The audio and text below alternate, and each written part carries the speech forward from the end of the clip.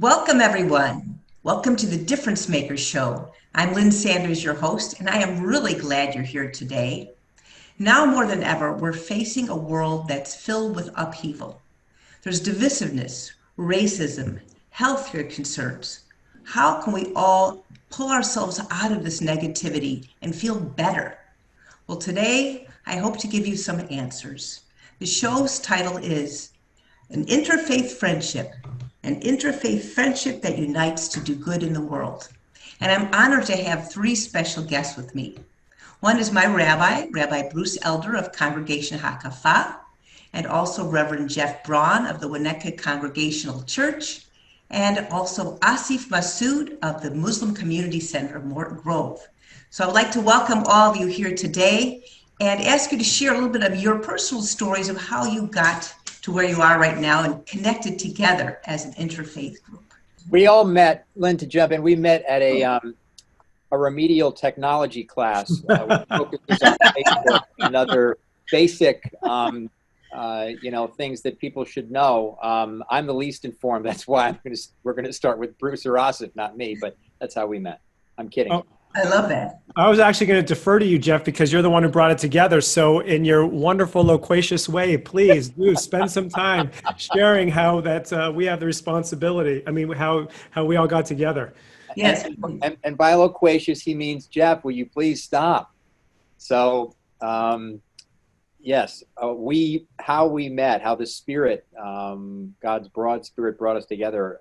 It was back in, wasn't it 2008, late 2017, and then going into 18. So in 17, we had Hurricane Harvey, and the desire within our congregation was to take a service trip, if you would, to go down and help with the recovery work after that torrential rain and all that flooding that hit Houston so desperately. And it just seemed like a wonderful idea to have this be not something we did alone, but we did in a multi-faith way. And so I first reached out to Bruce Elder, whom I knew, and he said that their Congregation Hakafa, was already planning a trip. Let's go together. We both were so excited about reaching out to the Muslim Community Center. We reached out to a colleague there who's someone we know very well, and she said, we've not gone on a trip like this before. We'll get back to you. It sounds exciting. And that's when we got introduced to Asif. And that's really, in short, how the friendship was first forged. And through that trip and subsequent trips, it has just absolutely deepened. So a common need and a common desire to be together, I think, is really the kind of the two cornerstones of our relationship. I love that. And Asif, how did you feel when you got contacted? I was terrified. Seriously, and of course there was a little fear, but it was like, okay, this sounds like a great idea. It's not something that I've been a part, it's not something that I had participated in before. And as we started more talking through it, because initially when I had gotten on, I'm like, I don't know if I can get off work. I'll get the logistics going, and then, get some folks to go. And then as we started talking, I'm like, okay, I have to go. I felt compelled to join the group. And so I ended up taking a week of vacation, which in January, and, we headed down to Houston. Wow. So how many of there were you when you all got together, and what was that experience like? Any of you? There were about, the longer it's been, the bigger the group gets. There were about 300 people. And no, there were there were 22 of us. Is that what it was? Yeah, that's right. And from all three houses of worship. And it was great. It was the opportunity. We stayed in two houses, Airbnb, that happened to be next to each other. A couple people stayed at a local hotel. We ate our meals together. We communed together. We went to the work sites together, and we grew together. And you repaired homes together. We cleaned and we repaired. That indeed we did.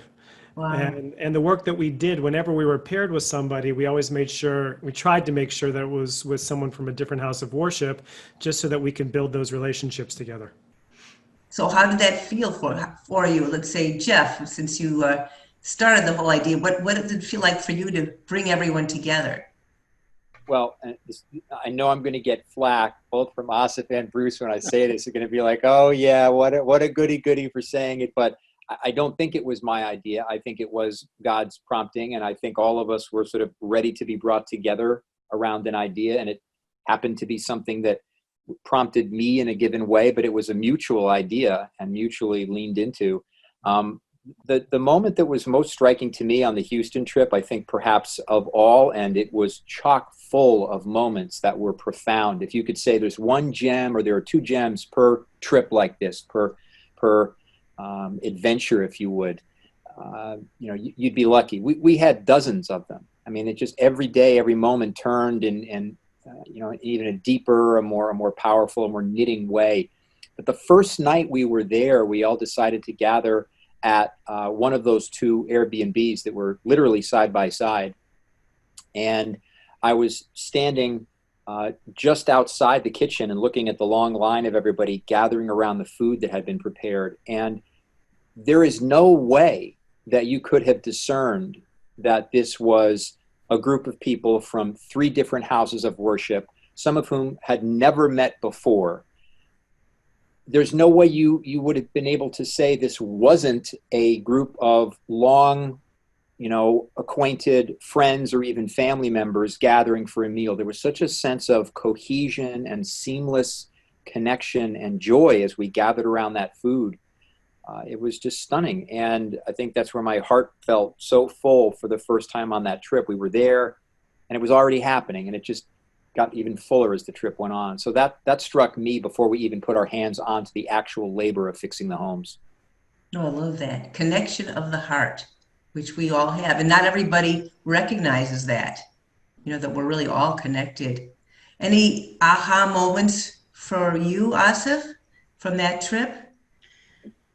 I think, as Jeff stated, I mean, we came together so beautifully that night. And, our intention was, twofold, right? So during the day, we were singularly focused on rebuilding houses, right? As a group of folks. And then we also talked about how do we connect in the evenings and talk about our cultures, our faiths, and get to learn about each other through our faiths, right? Because we were learning about each other during the day as well, but it was more one-on-one connections as you were working with other people. And I want to say, religion didn't matter in either of those settings. It was more just a way to even more deeply get to know each other. And so I think, and I don't remember the exact days what we did what, but we focused on Judaism one night, Christianity one night, and then Islam the third night, and then then we went to a mosque that night in Houston, where we actually had a meal and got to see this mosque and what they were doing and how they had opened up their doors. Right? That was actually really eye-opening and inspiring for me, that they opened up their doors when the flooding was happening and let people come in and house them in their gymnasium for days, right? So that really was moving to see. Oh, that's beautiful. Including their some of them had family pets, dogs that were brought in. There were 500 people in this gym that this mosque that we visited, all arranged by Asif. There were 500 people from the surrounding broader neighborhood, some of whom had never had any contact with the mosque, knew of it, saw it, were aware of its location, but never had any contact. And without hesitation, the stories that night that were told of how they welcomed these people in, and the meals that were provided, just to add this one other piece, again, the way we knit together in times of struggle or tragedy, and our true selves and our true purpose in life to be together is revealed. The people of the mosque, of that community, were making food, homemade meals that were then served to the people who were staying in that gymnasium while they were displaced from their homes. So this incredible inwelling of guests and this incredible upwelling of hospitality, how transformed that neighborhood must now be because of that kind of interaction. That's so true, the ripple effects. And then your group had its own ripple effect of doing more trips. And I don't even have the order in front of me. But if you'd like, perhaps Bruce, you want to step in and say what happened after this trip as a result of this, because you went on more trips. Well, so Lynn, in typical clergy fashion, I'm going to ignore your question and add to what they were just talking about. Okay, go ahead. That, if I may, really quickly. Yes, please. Asif, I don't know if you know this, but probably the most important thing for me on that Houston trip was the ride to the mosque. And that's because Asif was sitting next to me and we just started talking. And I asked him about his family. I asked him about his daughter. We just kind of talked. And as much as I have been involved in interfaith circles for a very long time, it was my first opportunity to have an intimate, real conversation with someone who's Muslim. And just to share and just talk. And I'm like, I really like this guy. Yeah, I mean, I still do, which is pretty amazing after all these years, right? But and so it's just that the opportunities of humanity, the moments of humanity, and the moments of just opportunity to let down our guards as to what we are and to focus on the who we are, and just be, was really important for me and has carried on. To answer your question, we have now gone 2 places. We went to Houston. We just got back a couple months ago from the border working in Matamoros and in Brownsville, supporting the camp of asylum seekers that has been set up in Matamoros as people are trying to seek asylum in our country. There was an opportunity in between those 2 trips to go to Puerto Rico to help after the hurricane down there. We were not able, we scheduled it together but couldn't go together, so some of us went 1 year and some of us went another year. We've also planned some stuff here that we can talk about, but it's been a slow, real kind of organic growth of us together. In many ways, we've come very far. In many ways, we're just beginning. Yeah, well said. Yeah, that was pretty profound. So let's talk about the trip that you all went together on that I wish I could have gone on as well, to the border. And that's very highly charged. Unlike, fixing a home that's been affected by a hurricane, everyone knows we've got to fix the home. But the issue of caring for immigrants at the border, I think itself is very controversial. So tell us a little bit about that story, how that evolved. Any one of you. And just to know, I'll let Bruce chime in here for a second, or Asif, but we've actually made 2 trips, one a smaller vanguard group, sort of a scouting trip, but representation from all 3 houses of worship, all 3 faith communities, and then a second larger one, which included an invitation for others to come. We'd kind of worked with one of the partners we worked with down there and scouted out how we were going to do this best. So we've actually taken 2 trips. One was back, I think it was October or November of 2019. And then, of course, we were down there in February of 2020 before COVID sort of shut everything down and dramatically increased the risks already present in the camp by adding in this horrible virus. So I'll let one of my 2 brothers take it from there. I'm going to let Asif after I jump in. Okay, Asif. I mean, what instigated this whole idea of going to feed the asylum seekers? Before we go there, Lynn, I just want to push back on the presumption that immigration and issues of people rightfully seeking asylum in our country is controversial.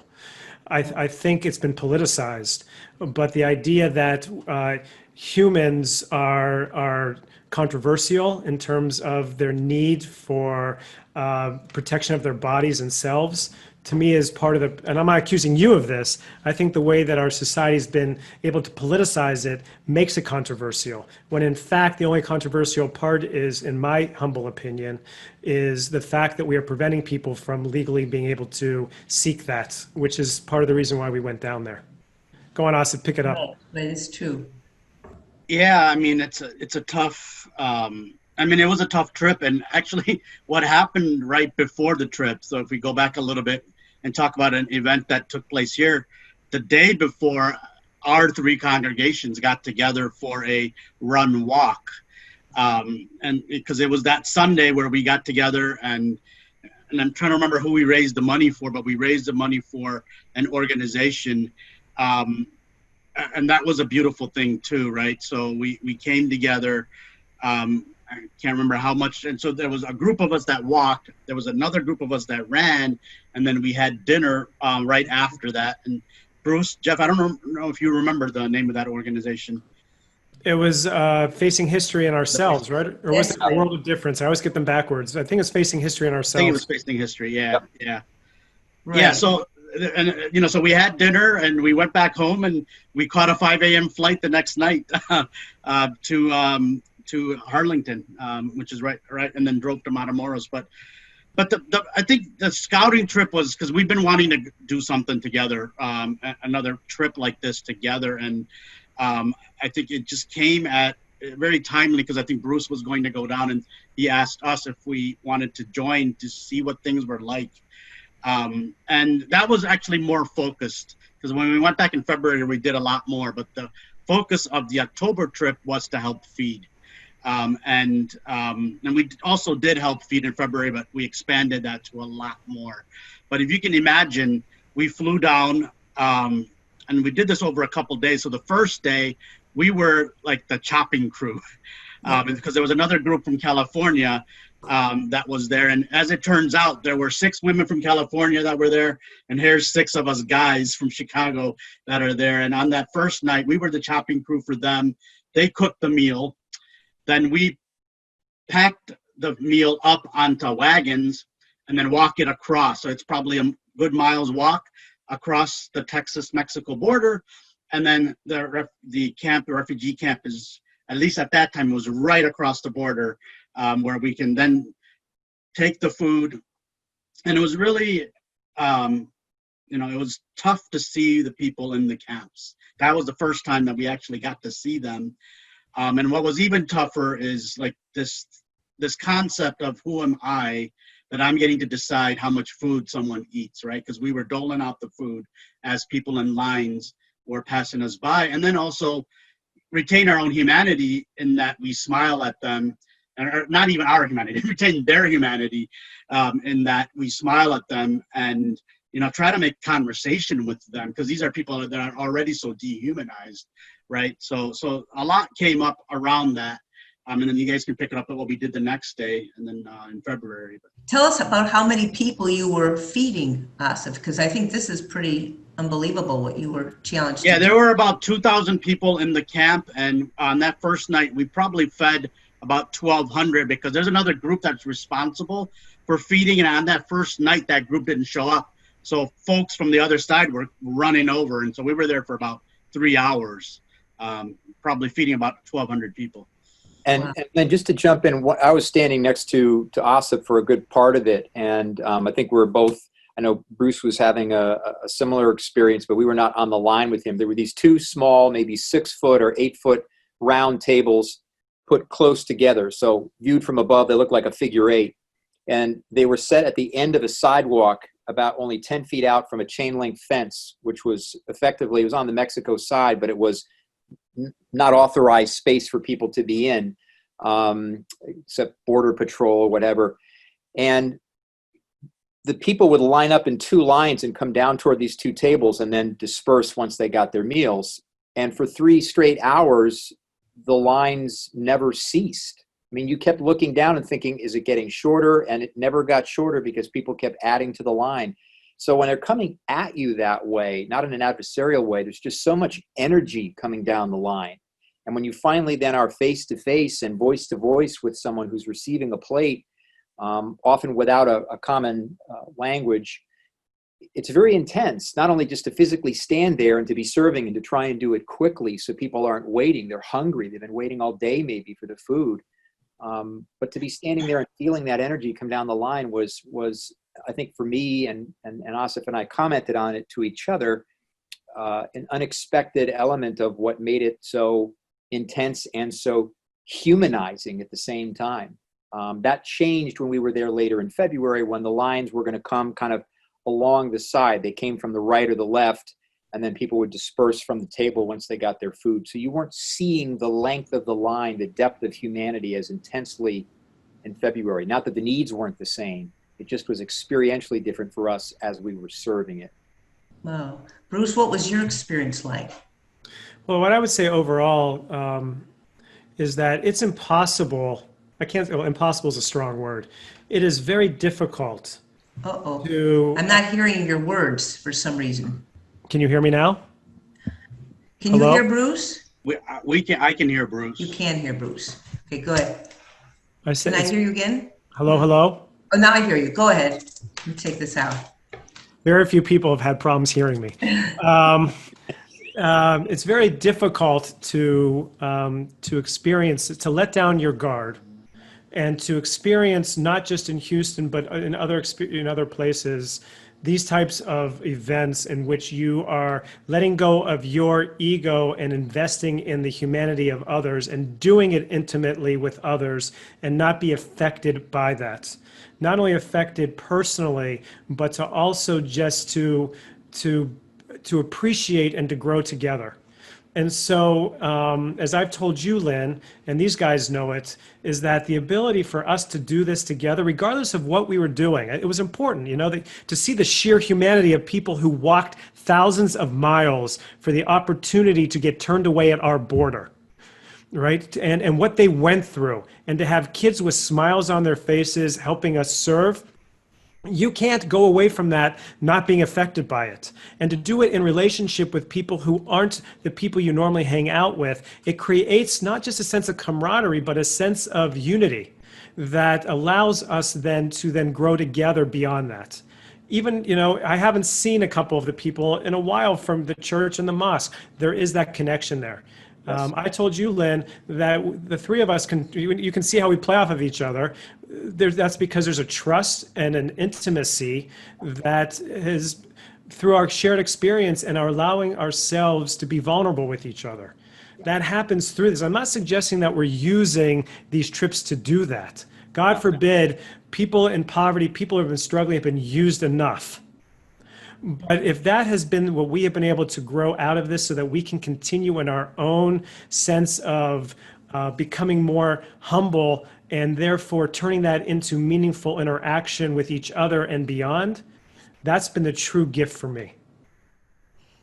Yes, definitely. Well, and I understand you're all working together to increase that feeling of humanity and actually to allow all of the congregations to grow together. And I think beyond that, for the outside world to see that we all can work together in peace and honor each other's differences.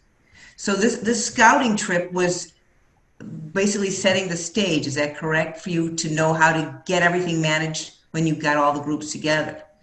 And I'm sure it was so emotional. So what happened on the next trip where you invited everyone to come?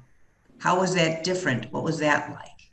Any of you, was that like a month later? I forgot the time. No, it was in February, and this trip was, the number of people are about the same, but for me it was important because the previous trip, because it was our first one, and so it was a little bit more challenging for me to get, and it was last minute to get as many Muslims as I would have wanted on that first trip to Houston. This time around, it was actually pretty evenly divided between the three of us.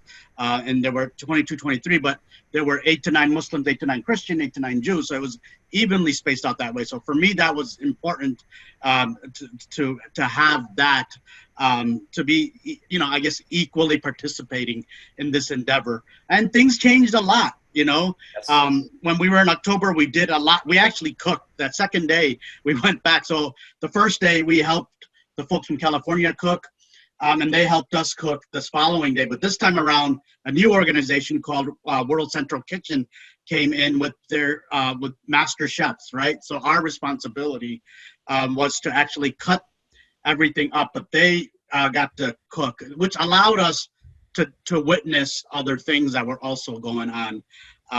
And I'll let one of you guys share kind of some of the other aspects of that trip. But just to pipe what Bruce said, there was a way after where we connected around feelings, and I think it was potent actually, because we each saw the things that we saw, and we were able to talk about what feelings came up for us around this. I think we did that the second night that we were there, and I think that was a way that we created a shared experience that regardless of our faith, and faith, that second trip, we didn't really even talk about our different faiths, because the first one, it was a little bit more structured. Second one, we thought we would make it more structured, but we didn't have to.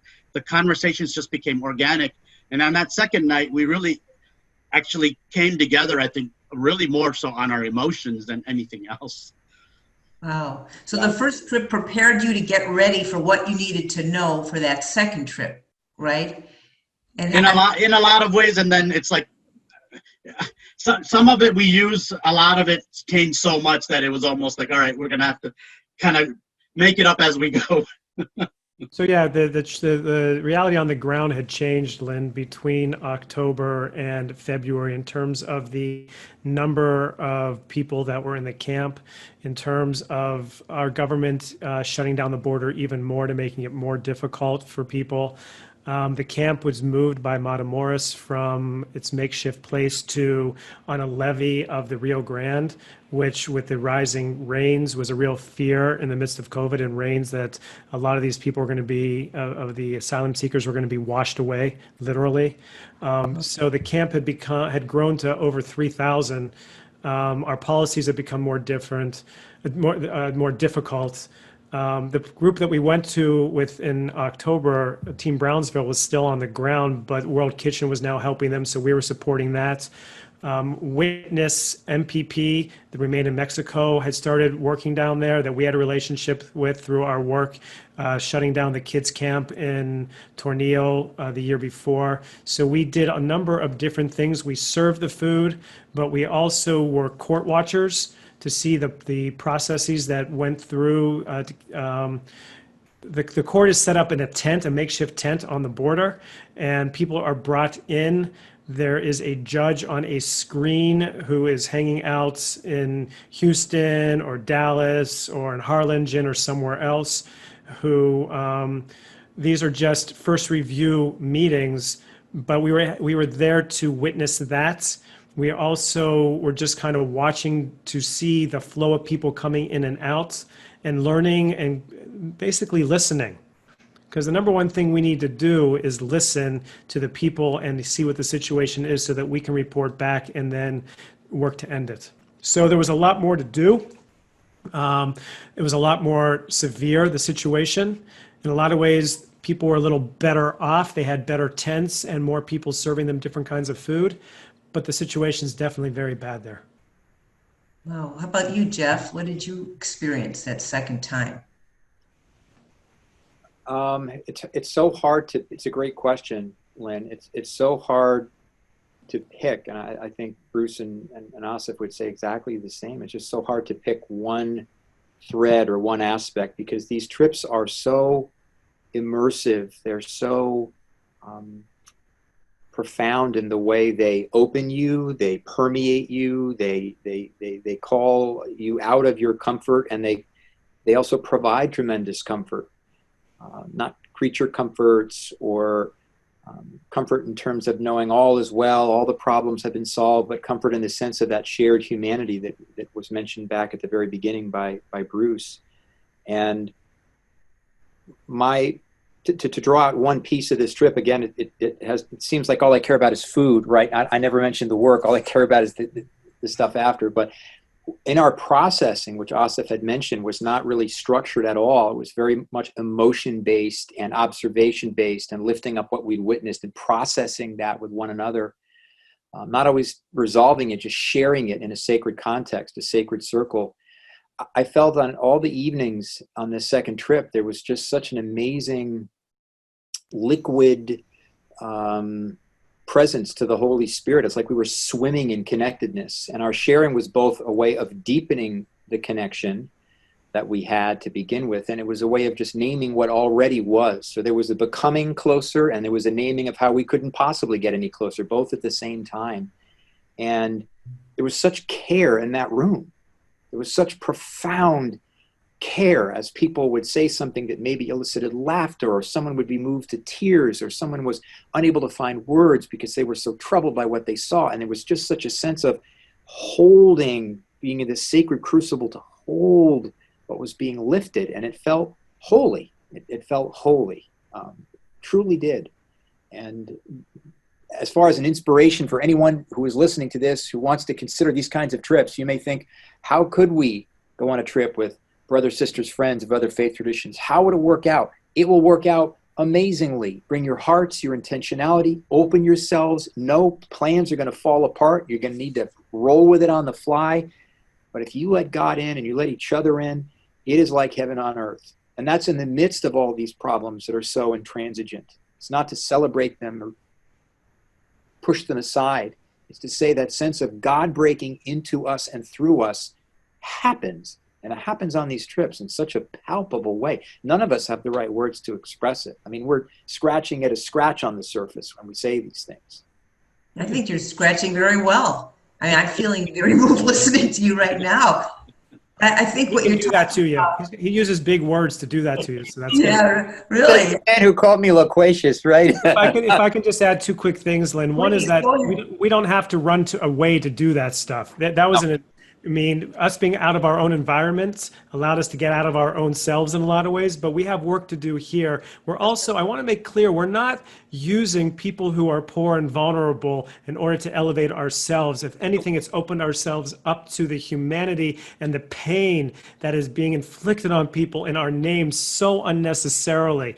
And the third thing, perhaps one of the most profound things of going over the border as white people with people of color, and working with people of color who are having problems being brought into this country, and being there with people of color, and then realizing that what's going on the border is an extension of the policies of our country that have gone back all the way to the founding of our country, both with Native Americans, indigenous people, and African Americans, and to have that in our face and to see that it's being done in our name, which means we are doing it. Right? If anything we got out of it is the need to continue to show that what we're doing is the normal. And to suggest that Christians, Jews, and Muslims coming together is somehow abnormal or somehow unusual is such an indictment of the soul and heart of our country, but also of the notion of what it means to be human. And so to be there and to see the confrontation of our explicit abuse of people of color. And again, it wasn't lost on us that folks from the Muslim community are people of color as well, and how they felt about this, and our ability to process that somewhat as well. It ripples not only to other people, but within our own souls and all of our work as we carry to hopefully be a little more gentler and a little more softer how we work and considerate, right, of movements that are trying to empower disempowered people in this country. Right. Didn't you say earlier that you had all experienced some pushback when you told people that you were working together as a multi-faith group or interfaith group? Didn't people make comments about that? I don't know that it was pushback per se. It was more like shock or surprise that how is this even possible, right? And I think we heard that both in Houston as well as in on the border. When we told them who we were and that we had arrived together, it was kind of a surprise. Really? That you guys are working together, like you're not at each other's throats or whatever? Like it was surprise. They assumed that there would be some problems, and you're showing them Either some problems or just that they weren't even open to that it would be possible. Yeah. But it was good. It opened the door for a conversation, right? And every time that we like the third time you say, yeah, no, really, no, we're here together. Lynn, the response was this like reflexive, widening of the eyes, a broadening of a smile, this kind of glow from the person's heart. You could just see their aura kind of, light up like, wow, that's really cool. I mean, they were still stunned, but they were sort of beguiled by the idea that this not only could be, but was actually happening. And I think we really view these trips as our very humble attempt to be part of the antithesis to the prevailing thesis, which is that, well, of course you couldn't do that, or religion is a source of division. It's the source of all great division in the world. And maybe it's been misused that way, but the golden thread that is inherent in all our faiths of serving God and one's fellow human citizens of the world, that's what we're rallying around. And we do it imperfectly and humbly. And if I'm involved with logistics, very, very, very clumsily, but we do it because I think that there's this sense of call and of great humility, both at the same time. And I really think the togetherness that we build becomes not only a state of being we carry with us, it becomes a tool. And then we apply that tool to specific sacred work, be it in Houston or on the Texas border with regards to immigration, or right here at home. with regards to fundraising for an organization that helps school curriculum to actually reflect the truth of history, not some whitewashed version. And that can hopefully raise awareness about the topics we're focusing on, the needs we're addressing, but also create inspiration for others to try this same grassroots thing. And I think those are the pieces that have threaded through this: a togetherness, a sacred work with a specific focus, and awareness of the needs that we are trying to attend to. And we're but one of many groups attending to these broader needs. And an inspiration that, hey, give it a try, step in, do something. So it's very grassroots. It's not an attempt to fix the whole world in one stroke. It's an attempt to do our part and to become more human in the process. Right, one step at a time. I was going to ask all of you, that was beautiful. What were the lessons, and you just spoke of them, that each of you feel you learned from this experience? Because there are going to be more, I know. We just have to move forward with whatever we can. So, Bruce? Asif talked about it earlier, alluded to it, and Jeff just did. For me, probably the most important lesson, or one of them, despite what else we've been speaking of, is so this interfaith walk run that we had at the end of October, we had invited the Baha'i community and the Sikh community to participate as well. And so you had over 100 people running or walking, and then another, mostly the same, but other 100, 125, 130 people sharing a potluck dinner afterwards. And I don't know if, Lynn, if you were at the dinner. Yeah, definitely did. I loved every Remember, to me, the most important lesson, which also plays into one of my colleagues here, friends, alluded to, is who cares about the planning? The planning is important, but at that dinner, when we tried to get the program started, I don't know if you remember this, but people didn't want it to start because they were just all hanging out, talking, enjoying each other. They were like, shut up, just let us do this, right? And so what that's, and the energy that was in the room when you've got 5 houses of worship, 4 primarily, and some from the Baha'i community, that was their 200th anniversary, their bicentennial, so they couldn't participate. Bicentennial or 150 years? It was a big one. I remember the It was a big one. It was a big one. They couldn't participate as much as they would have liked, but to see the energy and the dynamic and the colors, and I'm not talking about skin color, the colors of the conversation and the clothing and the food and the smells. This was, for me, if I had any pride in our country, it was right there. And it happened not because we planned it. It happened because in the spaces in which we didn't plan. Yeah. And so to allow people to just be together in a space that acknowledges and admires equity, equality, and togetherness, don't try to mess that up, because that's what you'll do. And that, to me, was the lesson, is that do what you want to do, but allow yourself to be and allow other people to be with you. Well, you provided the space for all of us to gather together. That was the point. So everyone could come together. Normally, we wouldn't be perhaps knocking on a stranger's door to say, hey, you want to get together with me? But all of you together brought us together as a whole. So let me ask you all, where do you see this going at this point in time, given that we all have to be aware of social distancing?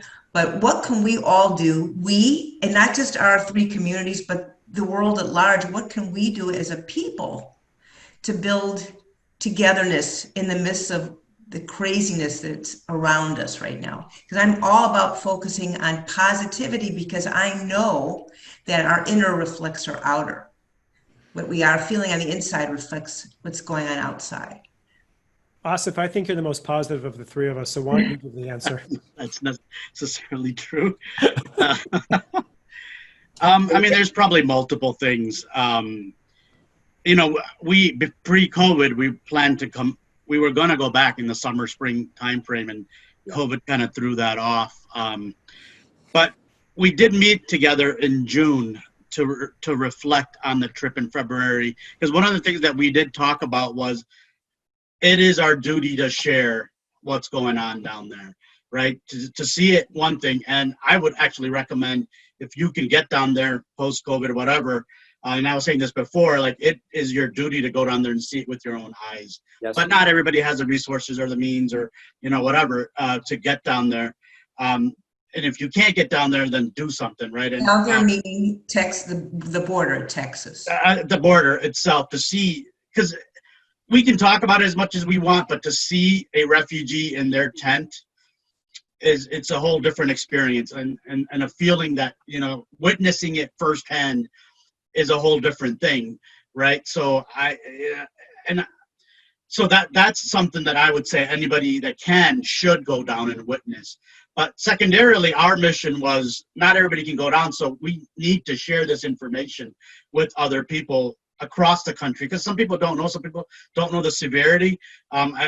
We talked about a lot of the, you know, feeding and seeing. Of course, the couple things that we didn't talk about was there was a converted child prison, a converted Walmart that got turned into a child prison that was down there. And we were also watching deportation flights, which is actually probably the most confronting out of the things that we saw. People being loaded up into airplanes and being flown out and not knowing where they were going, right? So for us to share those things. And the third thing is, you know, the refugees aren't just at the border. We have refugees in Chicago in our local prisons. And so how can we get involved? And there are ways to do that, but how can we get involved locally and be connected with the refugees that are in our local prison systems? And what can we do? And what could we do as outsiders? You know, maybe you have ideas for that. Yeah, I don't know, Jeff, Bruce, if you want to chime in. I'll let Bruce specifically mention if there are details on the immigration piece, because he's a little bit better versed in that than I am. And Bruce, maybe this is a good time, if that's what you were wanting, Lynn, is, you know, how can we sink our teeth into this issue, be it via a trip, post-COVID, obviously, or right now, that's where we want to go. I think Bruce or Asif are best to speak to that. Well, or even just what can we as people do to make a difference and bring, like you are representing how peoples can come together, different faiths, and do good in the world. What can people listening to this right now do to kind of counteract what they're seeing on the news media of divisiveness and racism and negativity? I believe that there's always, you know, light at the end of the tunnel, that we can look towards the light. What can we do now? Do you have any words of wisdom or suggestions? So I'll jump in. I think in the context of our faith communities, assuming one has a faith community, if you don't, that's fine. That's not the only vehicle for this, but ours is faith grounded and faith expressive and faith guided. So I'll start there. I really feel like if you are, in any way a leader like Asif or Bruce or I are in our communities, it's to keep creating and allowing space for one another, for deep human needs within ourselves and, others' needs to be able to be addressed and to be attended to, and allowing space and creating space for God to come in, as Bruce said, through those fractures, through those gaps, through the broken moments that become the most illuminating moments. And if you are a member of a faith community and you are in any way inspired by what we're doing, which is not to pat ourselves on the back, it's to say, well, that looks like something I'd want to do, to go to your leaders, your lay leaders or your clergy, and to say, hey, what might we do to embody the truth of our interconnectedness? God made us that way.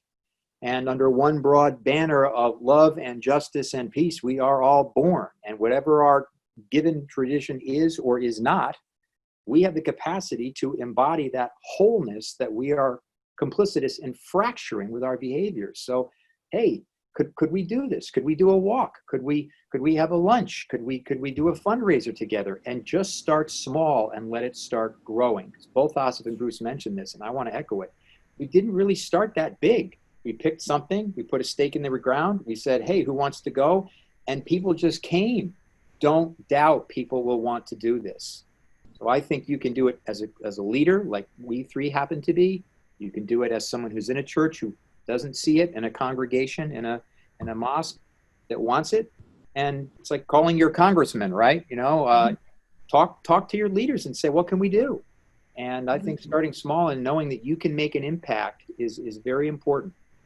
I love that. I was thinking of the Field of Dreams line, when you build it, if you build it, they will come. Mm-hmm. You just built it. Bruce? I think you can go even smaller than that. And that really is, Lynn, the only thing that when you said that we provided the space, you're right, we rented the room for everyone to come together. Mm-hmm. And it's more difficult in a time of COVID, but as things are opening up a little bit, I would challenge each of us Simply knock on a door of someone who lives next to you that you might not know. Start small. It doesn't have to be someone who's from a different faith. Maybe they are, who's, from a different, we all have different experiences. Start small. Anyone who's watching this can get in touch with you, Lynn, and you can put them in touch with us individually. We're more than happy to talk to people about thoughts and ideas that don't have to be so big or can be big. But most importantly, any of us can knock on the door of the neighbor you don't know and say, hey, let's get to know each other. It sounds hokey, but it's so elemental, and it's so, I would have done it. But I have through some neighbors right here, right? They live a little farther away, but you know what I mean. Start small and simple. That's beautiful. Asif, what did you most learn? Yeah. Most learn? What do you mean? Well, when we're talking about like lessons we could offer or suggestions about how people can kind of, Yeah, I mean, I think, you guys have said it well. Like, I think the one plug that I would do, and I think, Bruce, you've had some dealings with this organization, Interfaith Community for Detained Immigrants. I don't know, Jeff, if you've done anything with them, but I'm starting to get to know them, and they are doing things in the local prisons. So I would, check them out there, and I can send you the website, Lynn, icdichicago.org. Whether it's giving money to them or they are looking for volunteers. Now, with COVID, some of that might have, lessened a little bit, but they are looking for volunteers, definitely money to help out. So I know that, or I trust that organization for sure. Would you repeat that again, Asif, the name of the organization? Yeah, Interfaith Community for Detained Immigrants, icdichicago.org. Great. We'll put it up after the. But there's a lot, that's just in Chicago. There's lots of organizations across the country that are working intimately with impacted people being affected by immigration policies, that are working to dismantle the detention system for immigrants wherever you are. And it's pretty easy to be able to connect to them, and we can find ways to do that. Minimally, if you want to go on Facebook to Witness at the Border, there's a wealth of information there that you can get connected into and lost in. Go look up Team Brownsville in Brownsville that's doing the work down there. ICDI is a fantastic organization that we've been honored to work with over the years at Hakafa, more intimately as of late, prior to COVID. But every community that has immigrant detention has a group that's working to dismantle that. Beautiful. Any last words, Jeff? Now I'm going to sound hokey, but Bruce is the one that introduced the term. It's okay. It's such an honor. I love these two gentlemen, and I'm so grateful for where we are. Sometimes I think we're so in the moment and we're so focused on what can we do next that we don't pause and just look back down the line and see back to a time when we didn't even know each other, or when we were just starting out, or when these trips were but a thought, we hadn't even taken the first one. And here we are hoping and waiting for COVID to abate so we can get back to this work together in the sense of taking trips. There's still work to be done now, as Asif said. And I'm just so grateful for the trajectory that God has put us on and that we keep saying yes to mutually. It's a beautiful and an ever growing and deepening thing. So I'm full of gratitude for it and for these two people. I love that. Well, I feel very full in my heart just listening to all of your stories and hearing what you've gone through. And I'm grateful to be a part of this conversation right now. And hopefully everyone who's listening will share this with their friends and family, because I feel we all make a difference. You don't have to be a faith leader. You itself, each of us, make a difference. So I implore you, I urge you to share this story, get involved, take a part in doing something that's good in the world, because we all need to hear more positive stories. And with that, I thank you so much for listening. And my guests, Asif and Bruce, Thank you, Jeff, you are terrific. And let's have more good experiences together. Thank you.